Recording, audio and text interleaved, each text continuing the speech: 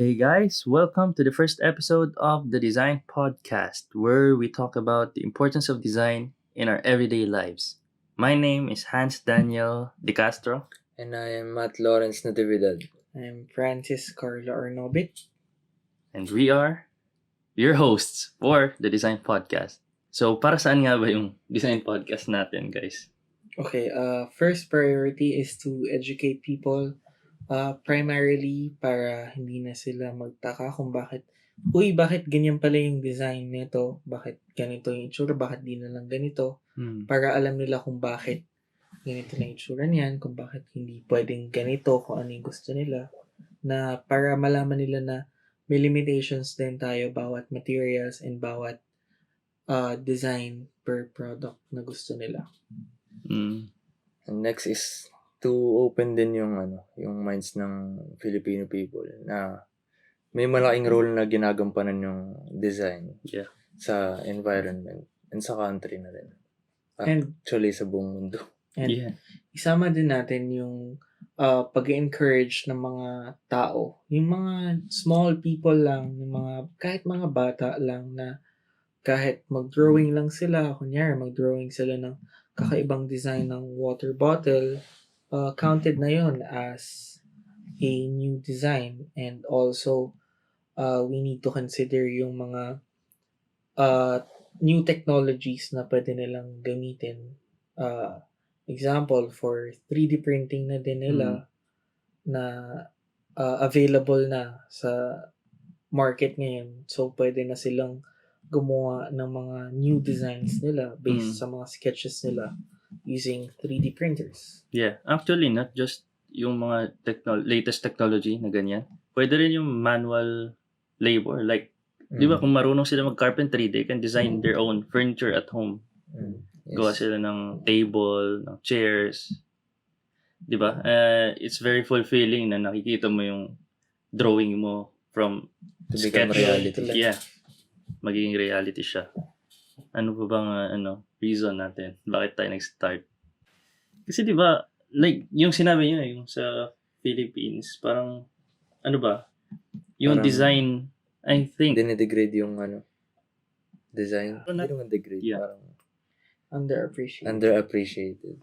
Sa Philippines, sa country natin, napapansin natin, when we compare, like, Philippines to, for example, Japan, this country is very, sa design nila. Yeah, advanced, very meticulous. Talagang nagpo-focus sila sa design and function ng products nila. Kaya nakikita natin, di ba, mostly, ang gaganda ng designs ng, like kahit sa Japan Home Center, di ba, kahit their products are very cheap, pero they are well-designed. Kaya pinapatronize talaga ng natin. So we hope na with this podcast, the Filipino people will be more aware of the importance of design in their lives.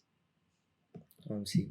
So, kung meron kayong questions, guys, for our next episodes, you can ask questions on our social medias at the Design Podcast sa Instagram and the Design Podcast sa Facebook.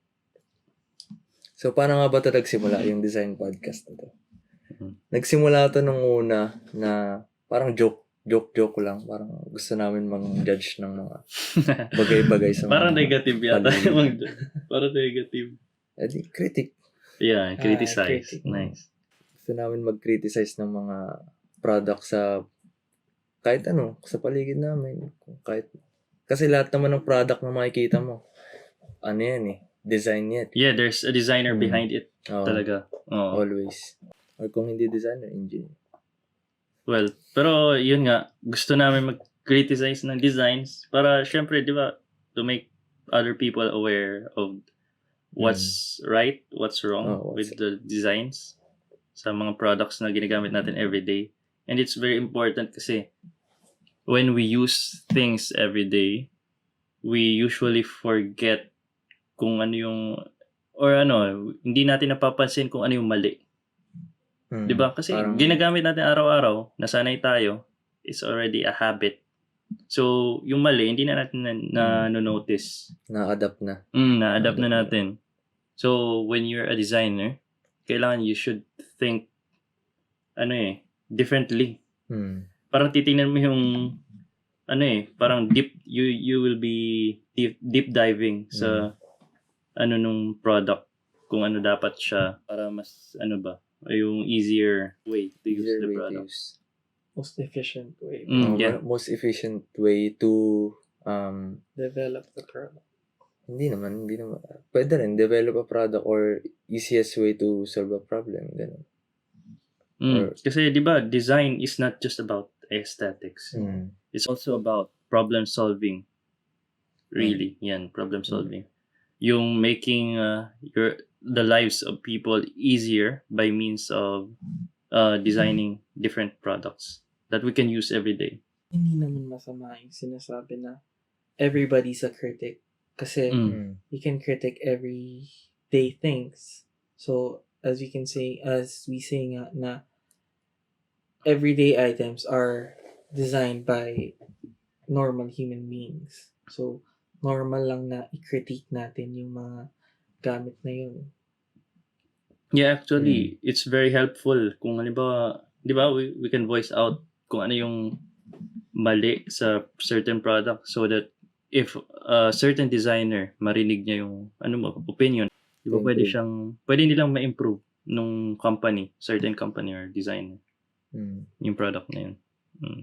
Hindi naman lahat ng critic is to down the product.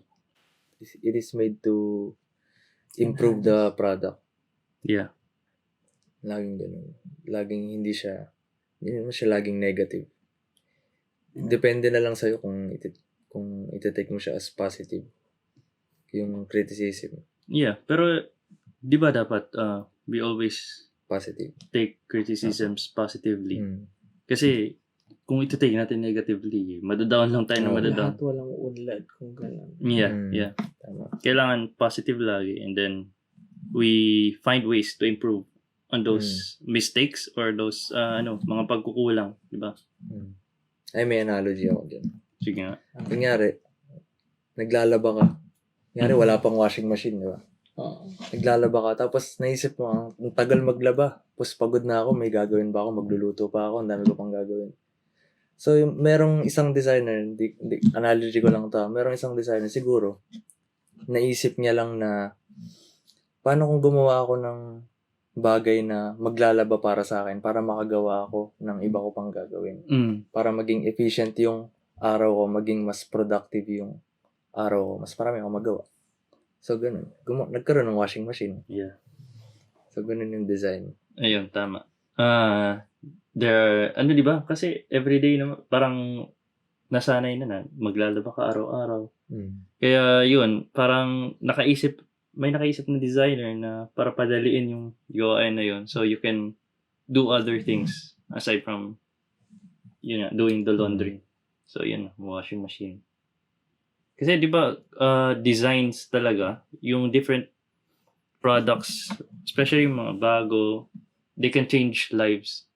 Like yung washing machine, siguro before, di ba, nung unang dumating siguro yun, lahat ng tao nabigla. Handwash lahat. Uy, maglaba ako kahit wala akong ginagawa. Pipindot lang ako, tas okay na.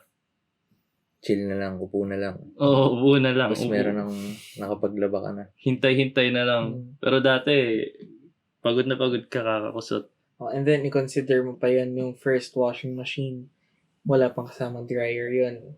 So again, papasok dun yung evolution of design na yung mga washing machine ngayon meron ng kasamang dryer kasi yung original, walang kasamang dryer. So again, evolution yun na yung ngayon, meron ng mga kasamang dryer. Kasi again, in-evolve nila yung design.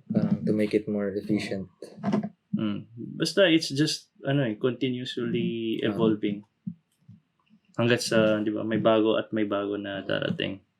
Sige. So, for today's episode, since it's our first episode sa The Design Podcast, pag-uusapan natin yung about naman sa aming tatlo.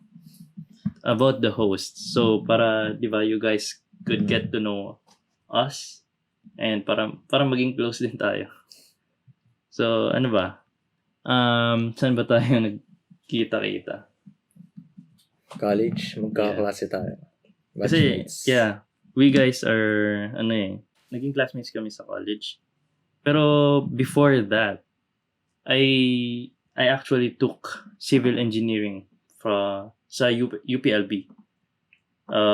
Ayun, nag-take ako ng civil and after 3 years, 3 long years, I realized that I should change path. And then, yun nga, napunta ako sa industrial design. Pero I believe, pares kami ni Francis. Ano yung sa'yo, Francis? Nag-start ako ng ECE, Electronics Engineering sa Mapua for 3 years din. 3 years din. Pero before that, continue your story. Alin? Tuloy mo yung kwento mo. Kasi, di ba, nag-civil engineering. So, kasi nung high school, I'm one of those students na kino-contest pa sa math, ganyan. So, I thought I would do good sa civil engineering. And yun nga, pasa ako sa UP and then I entered civil engineering and then I realized na it's not for me. Yun. But, yun, after 3 years, kahit matagal siya, though, di ba matagal 3 years, parang nagsayang ka ng 3 years of your life with that. Pero, at the same time, it's really helpful for me kasi I learned many things na rin about civil engineering na which relates to design din. Like, yung 3D modeling, una ko siyang natutunan sa engineering din AutoCAD. Di ba? AutoCAD Yes. sa engineering. And also, yung materials, may materials din application of materials. Like, yung wood, di ba? Madalas siya ginagamit sa industrial design. And I learned those things from civil engineering. Ikaw, Matt? Ano yun? Di ba? Before college. Before college, high school ako ng college. talaga. Before college. Lahat naman natin tayo nag-high school before mag-college. Hindi. Napunta ako calling sa, mo napunta ako sa industrial design. Hindi ko rin alam kung bakit Basta, actually second choice ko siya. Gusto ko talaga mag-architecture. Kaso, di pinalad. Tapos yun, nag-take ako ng talent test sa fine arts. Tapos nung ini-interview na ako, kailangan sa talent test kasi kailangan ng portfolio. Kailangan ng talent. Hindi, syempre kasama na yun. Yun nga, kasama yung portfolio. Yung pinakita ko sa portfolio, yung mga comics, mga ginagawa kong comics. Tapos, sabi sa akin ng professor Interviewer. ng interviewer, dapat daw visual communication ako instead na industrial design. Pero mas pinilit ko yung industrial design kasi parang mas gusto ko yung office-based work. Hindi yung, alam mo yun, parang commission, contract, mga ganun. Okay. Well, pag Parang Viscom yung naman, meron din naman silang office silang works like may advertisements. design. Yeah. Pero nung first year ako, hindi ko naisip yun. So, napunta ako doon. Tapos, yun, after a year, unti-unti kong nagiging parang ginugusto ko na yung industrial design. Parang mas marami palang dito. Mas marami palang sakop to. Parang gano'n. Yeah, actually, yun nga yung isa sa pinaka nagustuhan ko rin sa industrial design kasi ang lawak talaga ng field. Yes. Kasi di ba, meron kang fashion, meron kang furniture, meron kang automobile design. Di ba? Parang Actually, lahat na Halos lahat talaga. Kahit ultimo paperclip, dinisign siya ng isang industrial design. So, talagang kahit saan meron kang mapupuntahan. Ikaw, Francis, paano ka napunta rin sa ID? Well, actually, na-mention mo na din na nag-start ako as electronics engineer sa Mapua. And then, my family decided na mag-try lang mag-apply for UP for of course, lower tuition.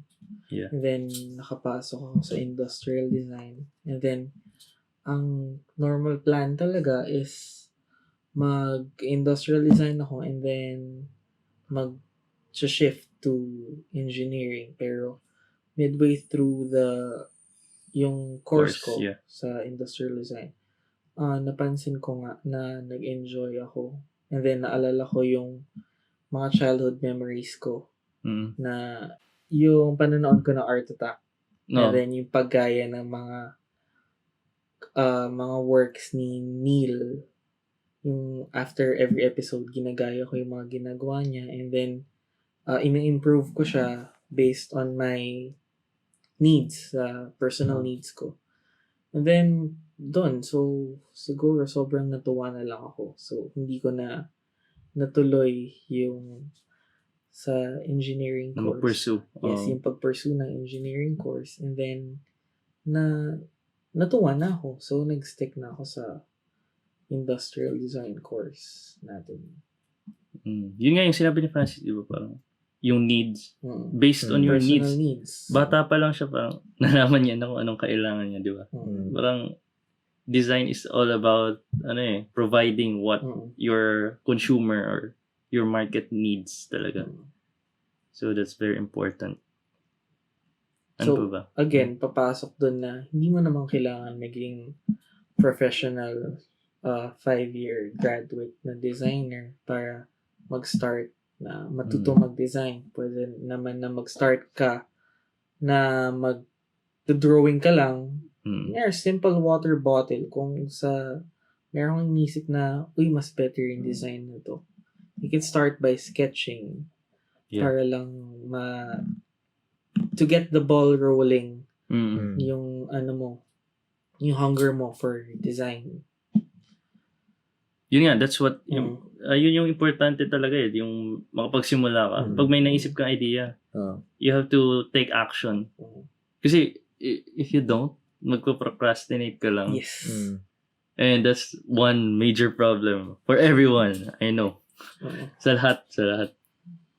Well, so ikaw, Hans, anong background mo after nung undergraduate mo, anong mga pinagagawa mo? Okay. Kasi diba, yun nga, lumipat ako from civil engineering to industrial design. And from there, second year college, when I was in second year industrial design, nag-start kami mag-join ng competitions ng iba't ibang design competitions locally and abroad. And yun nga, I started winning. So, ayun, nakapag-tour ako sa Southeast Asian tour. Nakapunta ako ng Singapore, ng China, just by designing, diba? And, ayun, I felt that moment na design is really for me. Kasi, di ba, kung hindi ako napag-transfer, hindi ko magagawa yun eh. Yung mga opportunities na yun na I was able to go to different countries and to mingle with other skilled designers na yung mga nakalaban ko sa competitions. And also to explore the culture. Kasi when designing, you also consider your target market, the culture and the geographical location. So, alam mo yun, important din na nalaman ko yun yung when visiting the different countries nung nanalo ko ng competitions na, ayun nga, iba-iba talaga yung needs depending on the location din. Kaya, it's really a big part of my college days. Ikaw, Francis. So, opposite naman sa'yo.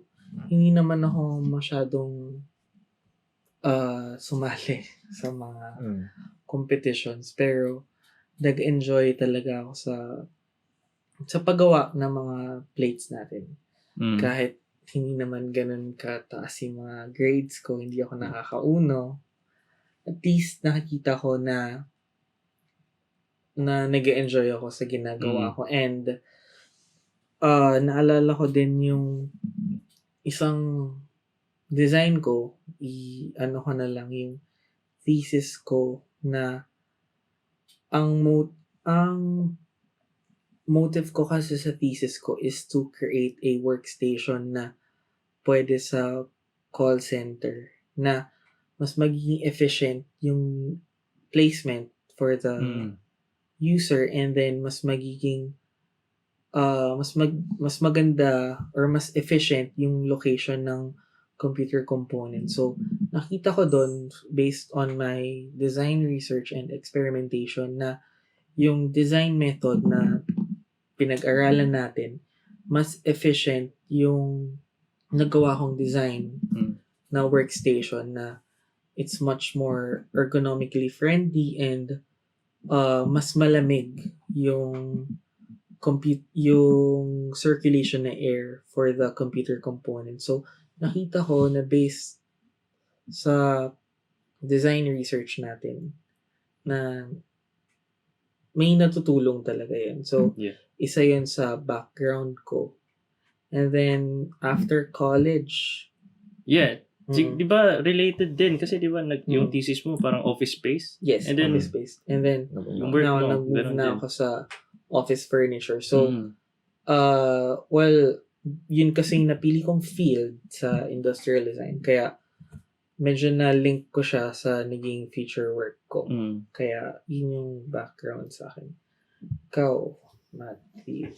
Ako, proudest moment siguro nung college. Kasi hindi naman ako sumasali rin sa competitions. Tapos, nung third year ba yun? Sumali tayo sa Third year ba yun o fourth year? Fourth year ata. Fourth year. Hindi ko rin maalala. Sumali kami sa Modern Jeepney Design Contest. So, yung goal nun, kailangan i-modernize na yung mga jeepneys.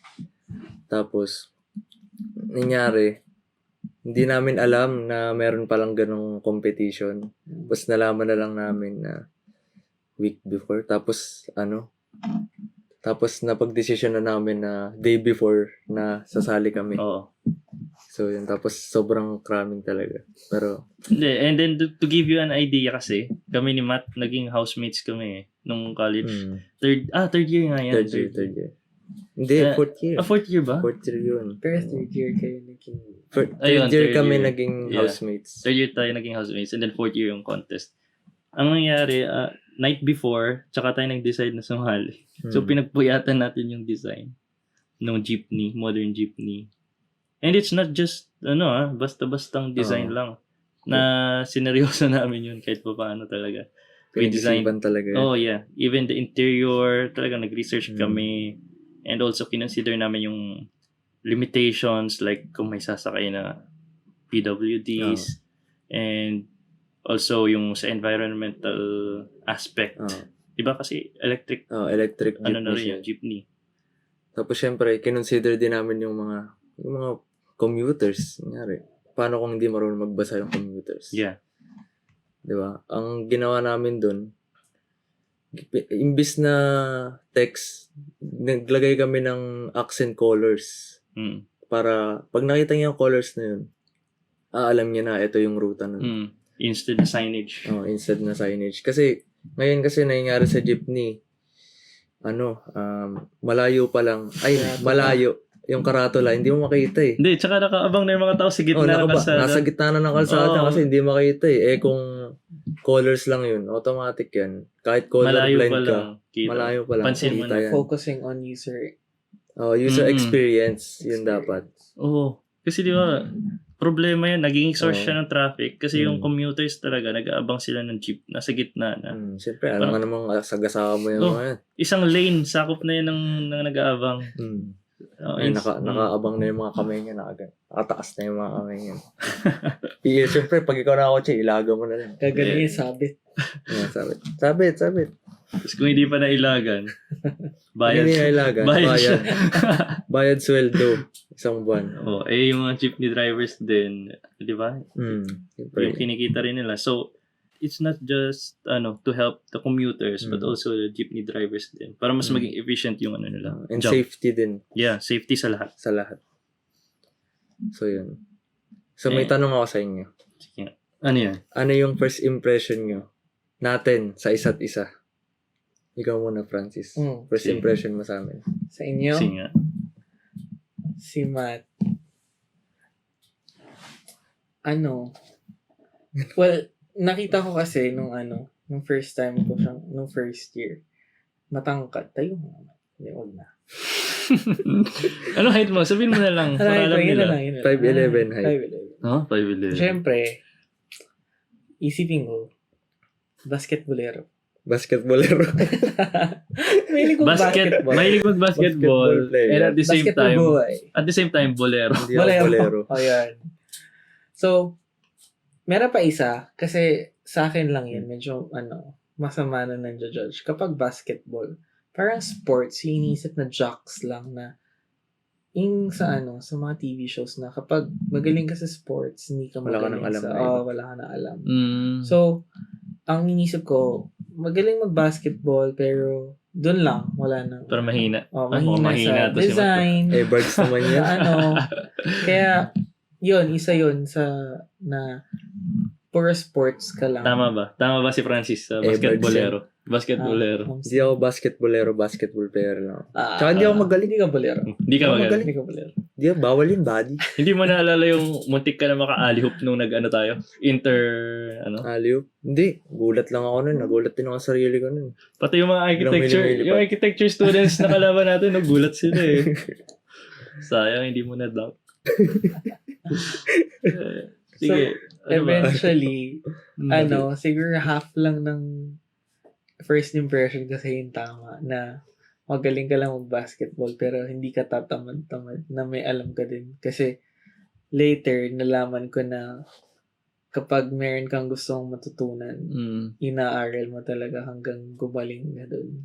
Okay nga. Yeah, napansin ko talaga yun. Kasi nga, di ba, housemates kami ni Matt since third year college. Napapansin ko na, pag may plates, pag merong gustong aralin na, na program, na software, talagang nakikita ko, inaaral niya, pinagpupuyatan niya yan. Tapos tsaka nagsa-sideline din yan si Matt ng Photoshop stuff. And sa ibang pa. So, nakita ko talaga yung pagpupusige niya na matuto, tapos gumaling. Pero, ayun nga, first impression ko sa kanya, kasi tahimik siya di ba? Tahimik si Matt nung first year. Parang tahimik siya. Pero, I mean, tahimik siya sa class, pero maingay siya sa Facebook group. Iba. Nagko-comment, lagi siya nagpo-post, di ba? Yung, nasa Facebook group natin na kapag may nagpo-post dito, siya yung una magtatanong agad. Ayun, so, di ba, parang, Friend din ako. Naisip ko, masayang kaibigan to si Mata kahit walang tunog yung tao. Ayun, kaya naging close din ko. Kaya kasi walang tunog yung tao, bawal mag-ingay. Kaklase magpapatawa, bawal mag-ingay, bawal yung body. Ano yung tawa mo, ganun ba? Balikat lang kung agad tumataas-taas. Pag nakita niyo si Matt tumataas yung balikat na tumatawa yun. Mga ganun.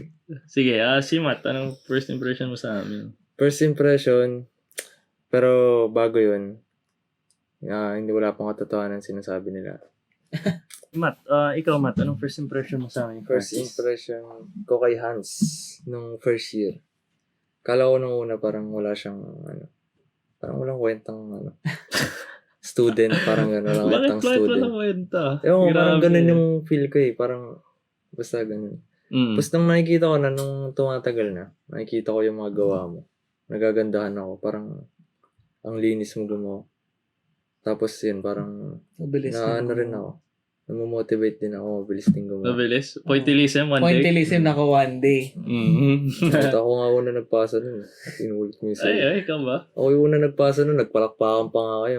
Hindi, before pa deadline, nakagawa na siya. Oo. Pero hindi mo pinasa agad. Mabilis ko gumawa. Shoutout pala kay Maki. Shoutout Maki. Kung nasan ka man ngayon, mahal ka namin. Na-fake siya, na-fake. Akala niya kayang gawin ng one day yung pointillism. Tapos may marker. Yung gamit kasi namin sa pointillism, guys. Unipin. Maliit siya 0.5? 0.3? Depende, 0.3, 0.5, 0.8. Depende sa shading. Ang pointillism kasi, kailangan mo makagawa yung isang, kunyari, reference picture, gamit yung using points lang ng pen. So yun, si Hans, natapos nga agad in one day. Hindi natapos talaga. Pinotoshop niya. Oo, pinotoshop. Yung post. Nag-post ka pala. Na-edit ko yun. Tapos sinabi ko, tapos na ako. Tapos tinanong Sinare ko siya sa Messenger. kung gaano katagal. Sabi niyo one Kagabi day. lang, oo. Tapos yung blockmate natin, Si Maki, nag-chill-chill na lang siya. oo. Akala niya Last kaya day niya talaga. ata ginawa. Yung ginamit niya, pentel pen na lang. Kasi nung na-realize niya, teka, niloko lang ata ako nito. Nag-pentel pen na. Oo, hindi pa tayo close nun, di ba? Hindi pa Oo. tayo close. Na-fake agad siya eh. First impression ko kay Francis. Ewan ko, kailan, hindi ko sure eh. Kung kailan ba ito naging... Wala na, nakita kong pula pa rin pantalon mo kahit 15 na ng klase. Pula Marami pa rin. kasi, tatlo kasi yung pulang pantalon ko. Nilalaban lagi yung pag ano. So yun, ano yung... Wala ka na-figure out wala sa akong first ano eh. impression mo sa... After first impression, wala ka na-figure out. Wala, hindi kasi ako, basta pag first impression, ano, yun lang. Ano, basta hindi ko iniisip ng malalim na ng tuloy-tuloy. Basta kung ano yung first impression ko, yun lang. Parang kung ano yung makita ng mata ko, yun na yun. Pero, basta mabait naman si Francis. Totoo ba? Sabi ko, mabait naman. Naman. Kaso hindi ako matalo sa, Saan? sa 2K. Hindi ako matalo. 2K? Totoo yun. So yun. First impression. Sino pa ba hindi nagbibigay ng first impression? Ako hindi ko pa nabigay yung first impression ko sa'yo. Sa akin, oo. Na, Ayun. well, first impression ko kay Hans.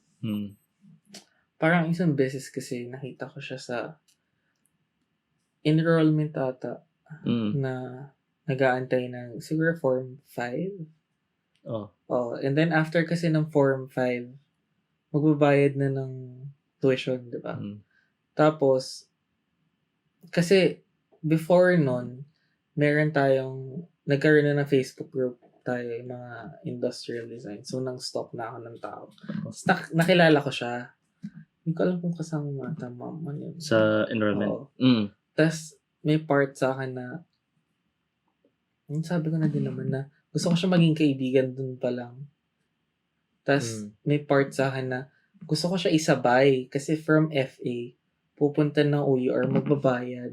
Tapos nakita ko siya, nakapayong kayo, naglalakad. Gusto ko kayo isabay. Talaga? Hindi ko alam Tapos, parang, seryoso, sinabi ko yun before sa kasama ko na, gusto ko sila isabay kasi ka-block ko siya na, stinok ko siya. Pero hindi ko na lang ginawa kasi baka magmukhang mayabang. Grabe naman kung magmukhang mayabang. Yun, parang dun pa lang nakita ko na, gusto ko maging kaibigan ito. Does that count? Oh, I think that counts na first impression na gusto mo maging kaibigan. Ako kay Francis, hindi ko pa nasabi, pero yung kay Francis kasi, napansin ko yung yung style, na di ba yung mga pormahan ni Francis, parang rocker na medyo emo, na medyo parang dark. Di ba, mahilig ako sa dark colors din.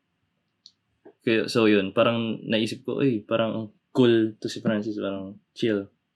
So parang, ayun, kaya naging siya naging easy way rin, mas naging close kami kasi may mga similarities kami. Like sa music, My Chemical Romance, di ba? Jam, it's our jam. Same. Pati ikaw, di ba, My Chem? My Chem, lately ko lang na yun. Ako lang. Pero dati narinig ko. So, may mga gusto ba kayong i-plug? First impressions mo kay Matt? Hindi, sinabi ko na kay Matt yung parang tahimik, pero ayun. Nasa loob ang kulo. Sige, since nasa loob ang kulo. So, yun if alam na natin kung ano yung mga first impressions, saan na kayo, ano na mga pinagagagawa nyo ngayon? Ano ng work nyo? Si Matt. Matt. Ako muna. Ngayon, napunta after graduation. After 3 months ata. Napunta ako sa sheet metal industry. Mga ginagawa namin pa. Mga storage cabinets ng mga office. Pwede rin residentials, mga ganun. Lockers. Basta about sheet metal. Lahat ng sheet metal or metal table, chairs, Doon ako napunta. So, from FA, na-shook ako dun sa sa manufacturing na Uy, may ganito pala, parang nung college ako, iniisip ko basta gagawa lang ng product, ganun. Design lang ng Oh, design. design lang ng design. Mm. Tapos nung napunta ako dun, nagulat ako na ang dami palang dapat i-consider. Mm. Yung kung paano papatibayin yung product, kung ano ba yung cost nito, yung ganun. So yun. Ngayon naman, passionate naman ako dun. Gusto ko pang matuto kasi feeling ko kulang pa yung natututunan ko. Parang I crave for more. Yun, tama. It's a good thing naman kay, di ba? At least alam mo na marami ka pang dapat matutunan. And with that, mas mag-improve ka pa sa sa career. Yun. Si Francis, ikaw, Francis. So, after graduation, well, no undergrad years ko, nag-freelance design ako for graphic shirts. And then, after graduation, nag-work ako sa isang furniture company. So, ang ginagawa ko before is nag-design and nag-detail ng mga furnitures for manufacturing. So, ngayon, currently, I'm working as a marketing designer. So, ngayon, minamarket, ako naman yung in charge sa social media ng new company namin. So, ako yung nagmo-market para makita ng clients kung ano yung mga kaya ng company namin, kung anong mga pwede namin i-offer sa kanila. So, yun lang naman yung basic explanation na ginagawa. Ikaw, Hans, balita ko sobrang busy ka ngayon. Ano mga pinagagawa Sobrang mo busy. ngayon? Actually, kasi unlike them, I did not pursue an office job. Hindi ako nag-corporate, corporate path. Nag-start ako ng sarili kong small design business. And yun nga, ngayon it's the design alpha na. Ayun, I design for startups, for companies na gusto nila ng product designs. And ayun, I mainly focus on like furniture, jewelry. Tsaka aside from that, nagpa-part-time din ako, part-time na content creator sa one of the best fashion Also, I teach design technology sa senior high school. And it's an IB program, IBDP. Yun nga, yung IBDP is an international program for students na papasok ng college. So, and with that, they will have an access to applying to schools abroad. Yun. Oh, okay. Interesting. So, talaga siya? It's a really nice way to introduce design to other students. Kasi di ba, yun nga yung sinabi nyo, hindi alam ng lahat ng tao yung design. So, lagi kapag high school ka, ang nasa isip mo na, yun nga yung mag-take ng maging doctor, lawyer, engineer. Yun yung mga architects, yun yung mga kilala talaga. Pero with this design technology that I am teaching right now, these students now have an idea na may industrial design na present. So, meron ding ibang field which is talagang malawak. Surprisingly, mas malawak pa siya sa iba na hindi aware yung mga tao. Ayun. So, with that, you can say na pwede mong i-introduce yung mga students sa concept ng industrial design, and then therefore we can help evolve design in a way kasi mas dadami yung mas makakaalam, hindi lang design students or design people, even pwede natin isama yung mga employers para hindi lang ganito yung tingin or nasa stuck lang sa isang status quo yung tingin nila sa mga designers na magiging mababroaden din yung tingin nila. Especially sa Philippines. Yes, Yeah. especially sa Philippines. Sige. So, since alam na nila kung ano yung pinagdaan natin ng college, kung ano yung work natin right now, we can also tell them kung saan nila tayo pwede ma-reach out. So, sige nga, ano yung social media accounts nyo? Matt, ikaw na. Come on. You can reach me at mattlawrence_6 sa IG. Mm. So, yun. Yan. Yun lang? Yun lang. Ikaw, Francis. They can reach me. They can see my personal account sa Instagram at frnobit. Pero if they want to see my work, they can look for my professional designs at behance.com/frnobit. Farnobit. Same lang. Hindi ba Farnobit? Yes. Para mas madali. Farnobit. Farnobit. Para F for my first name Yeah, and then Francis. Arnobit. Baka Yeah. kasi malito sila. Ako naman, my personal account is personal but not very personal at handsomeness. And also for my designer account, it's at thedesign.alpha. Ayun. And don't forget to follow the Design Podcast Instagram Yeah, and of Facebook course. accounts. Of course, the Design Of course. Podcast on Instagram, Facebook, and YouTube. Nandun kami at the Design Podcast. Yes. Sige. So, okay, tapos na tayo magpakilala. I guess, meron na silang idea kung ano-ano tayong, anong klaseng tao tayo. Tao rin Yeah. kami. Ayun, let's move on to our question and answer portion. Ito nga pala, these questions are given to us by some followers sa Instagram, and you could also send us your questions through Facebook and Instagram by sending a message or a voice message kung gusto nyong marinig mismo ng, di ba, ng viewers yung tanong nyo. Viewers and listeners. Okay. So our first question is from Antman_143. Hi, my name is Anthony. My Instagram is Antman_143. And my question is, ano po ang pinakauna niyong naalala na ginawan niyo ng design? Thank you so much. More power. Alright, so thank you, Anthony, for the question. Sige nga, Matt, ikaw, ano yung unang design na naalala mo? Unang ginawa design, mo? simula childhood. Siguro, yeah, childhood. Una kong ginawa, yung racetrack para sa Hot Wheels. Parang patsi-patsing kahoy lang. Mga parang brick style na kahoy. Tapos pinagdugtong-dugtong ko lang, ginawa ko ng pinatong ko sa mga bato para tawag dito, para magaya yung curve ng parang Yung ramps. yung mga ramps, mga ganun. So yun yung pinaka first ko na I think design.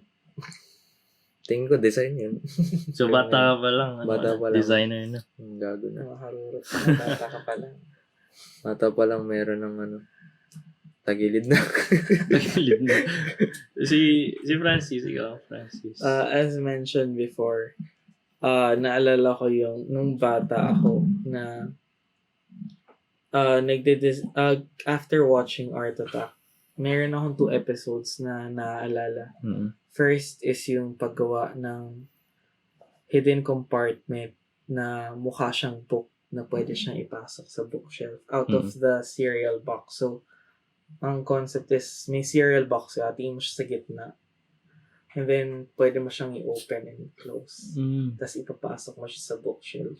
So, may concept dun na syempre, iba yung pinaka-design ni Neil, yung artist na nandun.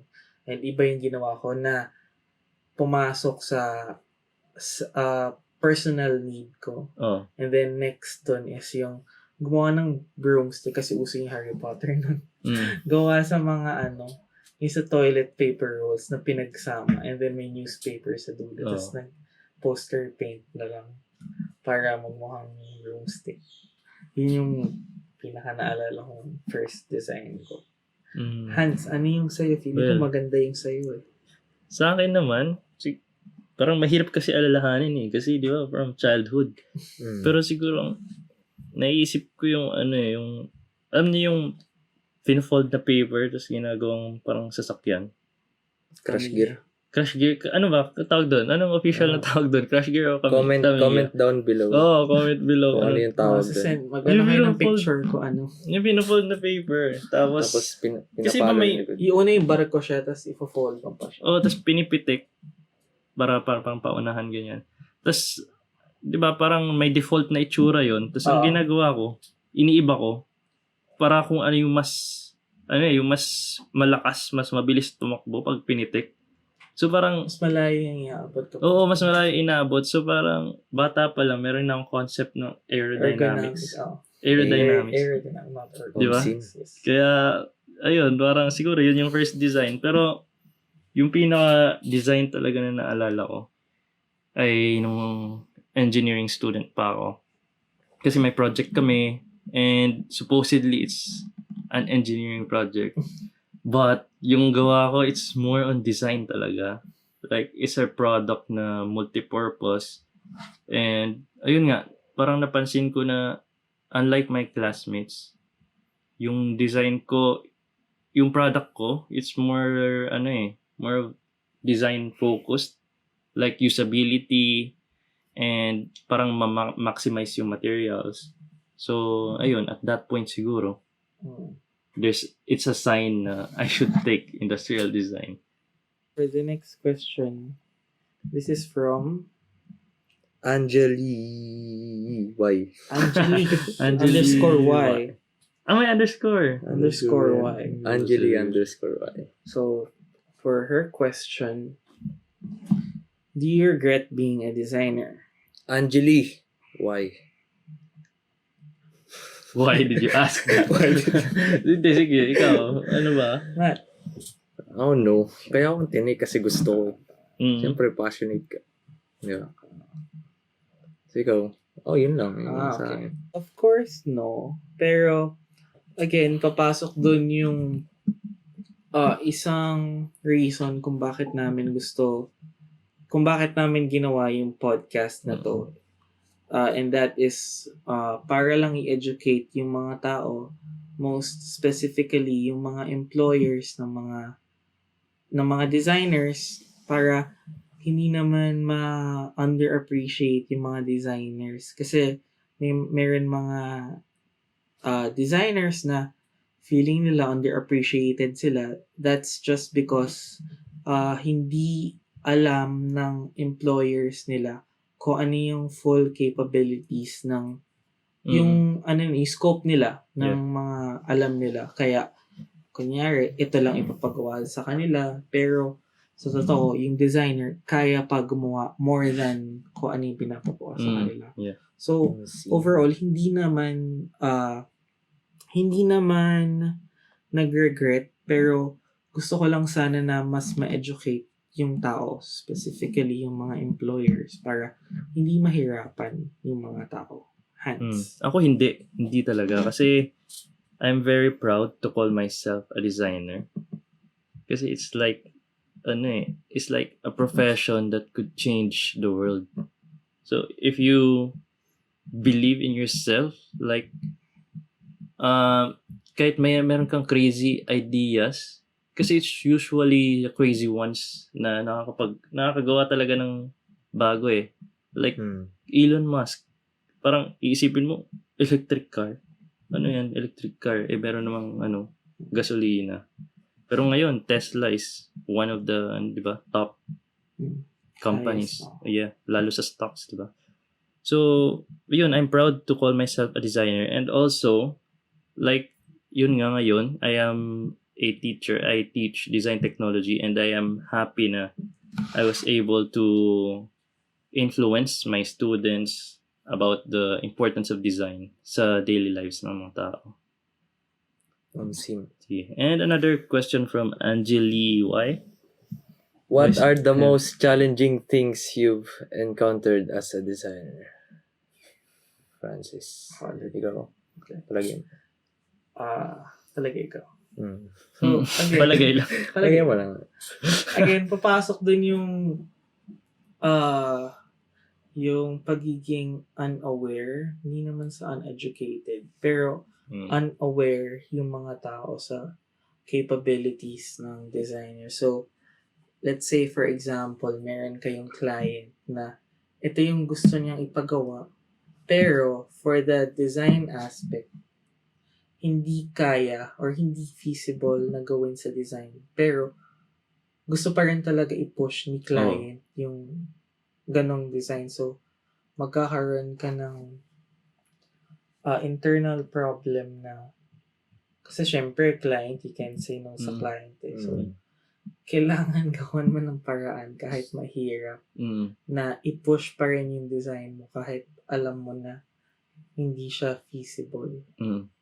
Pero, again, kasi parang andun yung concept na kailangan sundin pa rin talaga yung client. Yeah, Kaya it's about problem gawan- solving. It's about Parang problem sasabihin solving. sa'yo ng client, then make it feasible. Then make it feasible. It's not my problem. You're the designer. So, gawin mo yan. So, hindi naiintindihan ng client na may limitations din talaga tayo sa material, sa manufacturing, sa cost. So, Well, unless yung client ay inclined din sa design. yes.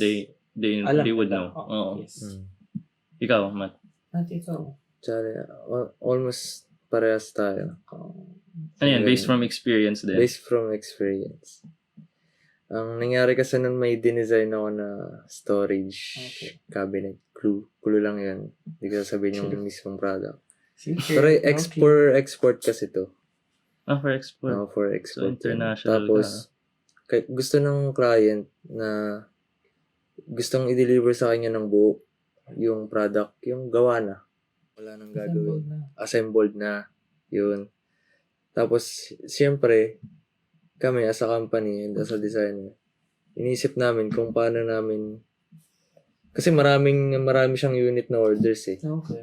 Export. Quantity for export eh.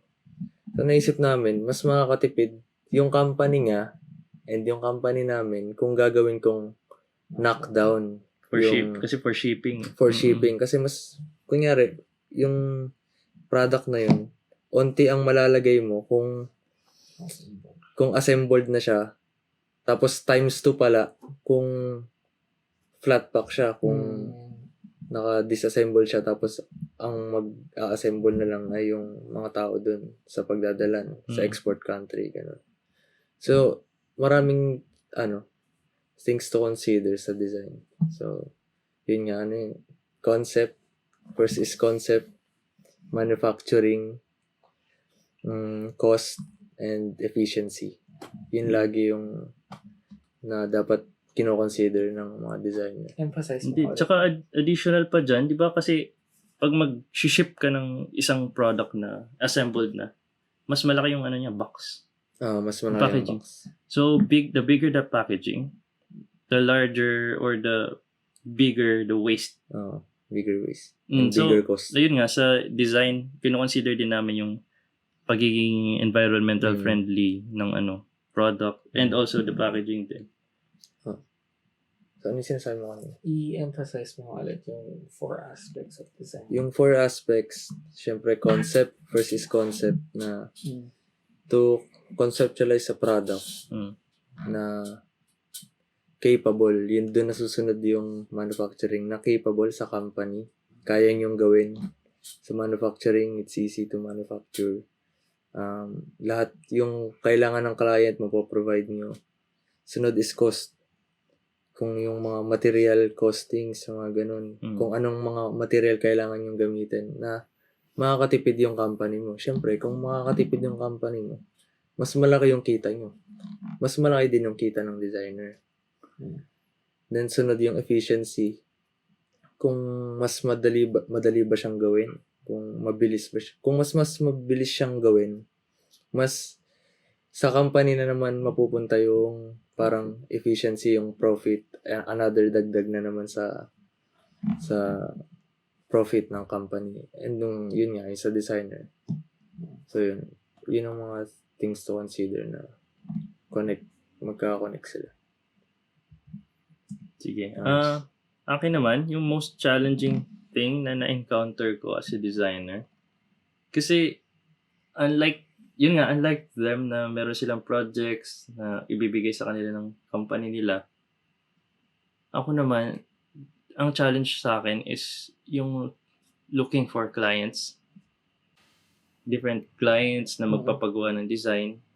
So, as a starting designer, especially mag-isa lang ako, unlike them na they work as a team. Kasi di ba, two heads is always better than one. So, kung mag-isa ka lang and you're just starting out, medyo mahirap talaga. Pero, syempre, as you improve your craft, and yun nga, during college, I already worked hard para at least to make a name for myself. Kaya, ngayon, kahit papano, I'm still doing good sa pagdi-design nga. Ayun. So yun, okay na? Our Ito. next question. Isa pang question from Angeli. Angeli, why? Ang Dami dami mong question. tanong. May bayad na. May bayad, May bayad na ba? na to Sunod na tanong mo as a designer, is it easy to find a job? Mm. Palagay mo, Hans. Para sa akin, yes. It is easy to find a job, but it's not easy to find a decent job. I mean, a job that pays well, especially sa industrial design field. Kasi di ba, yun nga, we're underappreciated, especially in the country. That's why we're making this podcast to spread the importance of design and also to let companies know na, di ba, the designers are really important kasi they change lives. Kayo, para sa inyo, madali ba? Madali. Based from experience. Pero yun nga, tama naman si Hans. Madali siya, pero depende pa rin kung gusto mo ba yun. Yung job na yun na kinukuha mo. Yeah. Ka-appreciated ka sa job. And also, di ba, employers, makikita rin talaga nila kung gusto mo yung ginagawa mo, passionate ka. Tsaka, laging tatandaan na always know your worth on finding a job. Yan. Sige. Si Francis, may additional about that? Magbibigay na lang ako ng isang positive and isang negative regarding dun. Sige nga. Positive side is, since industrial design tayo, madaming fields ang industrial design. So, andun ng graphic, andun ng product, andun ng furniture, website, UI, UX. So, madami kang fields na pwedeng pagpasukan doon kasi madami naman ino-offer. Pero, majority pala doon, ang ino-offer is graphic design and UI, UX. More on the intangible. More on graphics. So, if you go in my experience, if you go sa furniture design, unfortunately, mapupunta ka dun sa negative side na underappreciated ka. Again, in my experience, na nagiging underappreciated ka kasi since industrial design, madami nga tayong alam, iisipin sa'yo na ito lang ang alam mo. Parang from point A, diyan ka lang ilalagay sa box na yan. Hindi ka pwedeng mag-transfer to point B. Kasi nga, yun lang ang understanding ng mga employers, ng companies regarding sa course na industrial design, which is really sobrang broad talaga ng scope natin. So, it really depends kung anong field ang pasukin mo. Kung mag-thrive ka. Pero, ang key dun kasi is you really need to hustle your way. So, sabihin natin na sa furniture, kailangan mo talaga mag-hustle. Or, kunyari, nasa graphic ka naman, pero tatamad-tamad ka din. Hindi ka din naman uunlad. So, ang dun is, you need to hustle. You need to work for it talaga. Work hard. Yeah. You need to work hard for it. And also, additional dun sa sinabi mo na, yun nga, underappreciated tayo. and parang iniisip ng client or ng companies na yun lang yung alam natin. Kasi I always tell my students din na if you have good ideas, don't be afraid to speak out, Mm. to share these ideas to your clients or your bosses. Kasi kahit client sila, makikinig din naman sila, especially kung yung idea mo ay parang chance to improve the product development. And also, I believe na in every company, good ideas should win. Kasi if not, good designers won't stay. Parang, if you're a good designer and you always feel na yung ideas mo hindi pinapansin, why would you stay? So, magiging kawalan yun ng company. So, instead na yung company ay magbo-boom, and instead na yung business nila mag-improve pa, ayun, nawala sila ng asset, yung designer. So, ayun. Our next question is from Aaron Lee. What is your proudest design?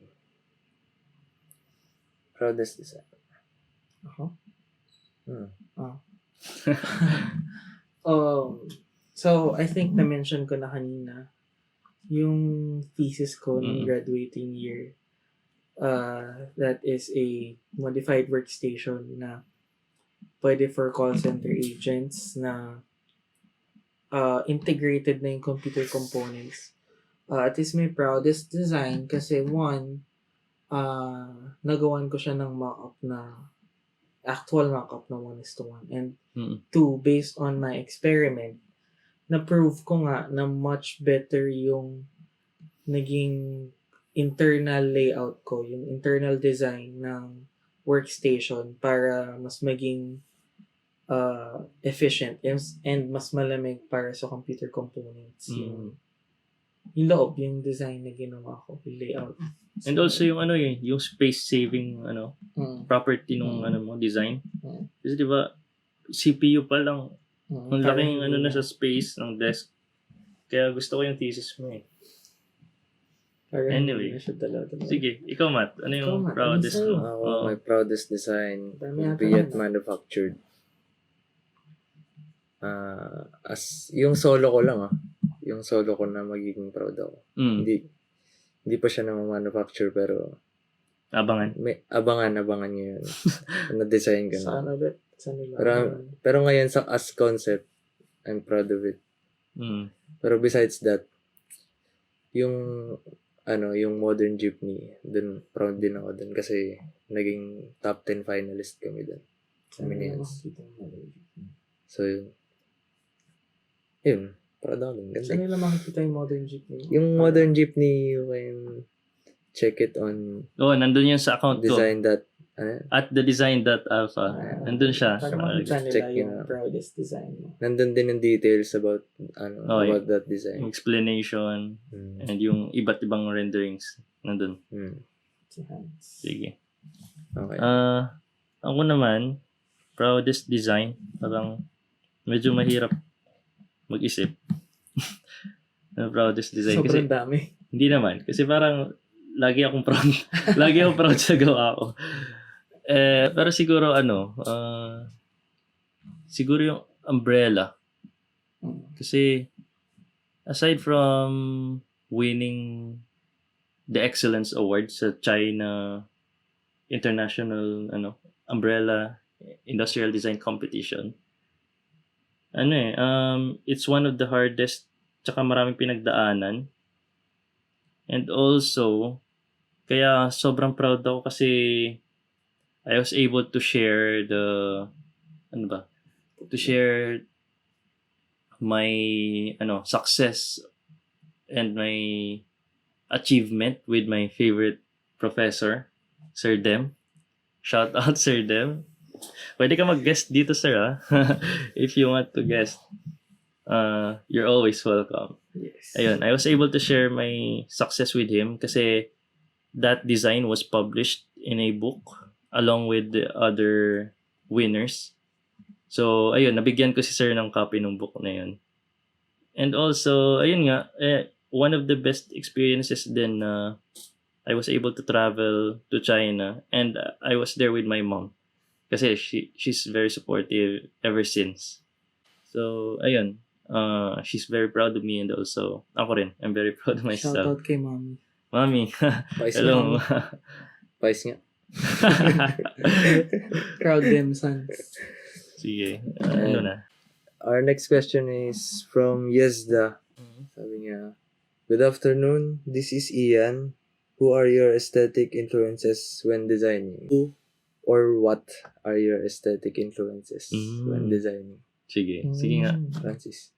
Ako na naman. Palagi ako. Nangangalapaan na ako. Well, Oo, ano? lagi ako eh. Tingnan natin sa maya. Sa replay. Lagi ako eh. Pero, thank you kasi ginawa mong who or what yung question. Hindi lang Welcome. who. Kiss nga. Pero kasi, hindi ako nagbe-base sa isang designer kasi naniniwala ako na design should be forever evolving. So, hindi lang magta-tie-in yan sa isang designer. And yung mga, kunyari, meron isang designer, meron din naman silang pinagkuhanan yan na May nag-influence din sa kanila. na designer. So, I think styles na lang ang pwede kong masagot na a mixture between Scandinavian, modern, and a little bit of minimalist design. Pero more on Scandinavian design because mas naglilinaw sa mga rectilinear designs na mga designs because I think they're much more cleaner and nagtatie-in siya sa modern ngayon which also ties in sa minimalistic designs. So, sino naman susunod sa inyo? Ako, nagbe-base ako sa hindi naman, na-influence ako ng trends. Kasi from manufacturing side, iniisip ko lagi kung bebenta ba to. Kung ano yung possibilities na gamitin to ng user, kung magustuhan nila. Siyempre yung trends, nandun yung yung user eh. Sila yung nagsiset ng standards eh. Yung user. So yun, trends. Nice. Okay. Trends. Sige, ako. Si Hans. Ako being a minimalist myself, and also, kasi di ba yung style ko, alam niyo naman, very minimal. One of my influences is Dieter Rams. Kasi, I really like his principles, especially the last one, na sinabi niya, good design is as little design as possible. Yun talaga yung tumatak sa akin. Kasi, napapansin ko yung products, parang ang daming extras. Like, may product ka, tapos ang daming add-ons. Yeah, parang aesthetic purposes na lang. Pero in fact, hindi naman siya kailangan. So, kung yung design mo mas simple, and then talagang focus lang sa sa use para understandable siya ng mga tao. And also, ayun nga, at the same time, environmentally friendly rin. Kaya yun, gusto ko yung kay Dieter Rams. And also, one of my favorites, Steve Jobs. So, he's also a designer. And I really liked his, way of thinking. Yeah, and also, turtleneck. And his way of thinking talaga, kaya that's why he's so successful. Kasi, ayun nga, he's very straightforward. And also, yung designs din, as you can see sa Apple, di ba? Kahit before, sa era niya, very minimalist na rin. And until now, which was continued din by Johnny Ive. Ayun. Our next and final question is from Kelvin Isaac.co. Isaac.co. Okay. Ito. Hi, student of Sir Hans here. And I would like to know your opinions on RGB. Opinions on RGB. I think sa gaming to, yung RGB. Opinion ko lang Bakit? Ako kasi, mas naglilin ako sa performance and function. Kesa sa parang nonsense Aesthetic. para sa akin nonsense aesthetics. Mm. Yun. Kasi aanin mo yung RGB lights kung yung hindi naman binibigay sa ng kunyari graphics card, hindi naman niya binibigay sa yung performance na gusto mo sa kanya. Pero meron siyang RGB lights. Pero hindi ko sinasabi na don't buy this. Pero depende kasi sa user, parang nasa satisfaction din nila. Kung gusto nilang bilhin yung or gusto nilang gumamit ng RGB gadgets. Oo. Yun lang. So, for me naman, it depends din kasi sa user. Maybe, si Kelvin ay sa act up ko. Malay mo, streamer siya. So, kailangan din niya ng RGB para Pump up. kuha ng attention. Yeah, Attention grabbing ng mga sa tao. background. Yes, and then, malay mo, kailangan din niya for the functional use. So, I'll let you explain that later. So, it really depends on the context of his question. Pero, kung mostly aesthetics, if it makes if it makes you feel confident na maganda, go for it. Pero if performance-wise, wala talagang matutulong yan. So, siguro if you have enough money to shell out for yung RGB lighting, okay, sige, go. Pero if not, you don't really need it naman. Kahit naman depende din kasi talaga sa mga gamit eh. So, kunyari, yung lights natin, kung magdi-disco ka, kailangan mo na RGB lights. So again, it all depends sa context. So, Sir Hans, baka you can shed some light. Shed some light. Sige. Siguro para sa akin, yung RGB, it has something to do with psychological aspect of the user. Kasi, when you're, for example, nag-game ka, and then, parang may RGB ka sa paligid mo, it makes you feel more hooked sa games. And also, siguro, it gives people, yung sinabi mo ngayon, parang confidence. It gives you, yung sinabi mo rin, parang na-hype up ka. In a way, it helps gamers or siguro streamers to perform better. Pero yun nga, in terms of real world performance, wala siyang may tutulong sa sa setup. Pero aesthetically, for some people, yes. Pero for me, I'm not a fan kasi like my gaming setup is very simple. As in, pure white wall and then console, TV. That's all. Pero my TV, I set, naglagay ako ng lights sa likod. Para, it helps with your eyes in a certain way para hindi masyadong stressed yung mata mo pag naglalaro. Low light. Yeah. Pero yung RGB, not a fan.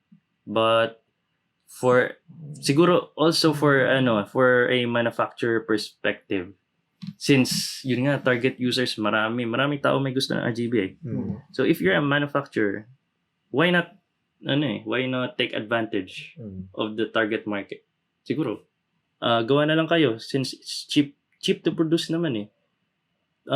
You just make products na may RGB, and yun, people would buy with a higher price. Kahit simple mouse worth siguro 500 pesos, RGB mouse. Yan yung mga product na Times walang 2. talo. Times 2 yung price. So, yun. Na sila, take advantage. And at the same time, ayun, people would boast maybe about the product that they have RGB, and then other people will see it And then yun, more people would buy it. So, ano lang, it's more on a business side na rin siguro. Aside from being functional din. So, that's all, Kelvin, for your RGB topic. So, Okay, so again, guys, you can ask your questions via audio, like what you heard on the first question by Ant-Man, and via text or message to our Instagram or Facebook accounts at The Design Podcast. so thank you guys for giving us questions, interesting questions. Hopefully, 'di ba next episode natin mas marami pang tanong, and also abangan niyo yung topic na i-announce namin sa For the next week. sa accounts namin. Kung nagma-match yung question nyo, much better. Mm.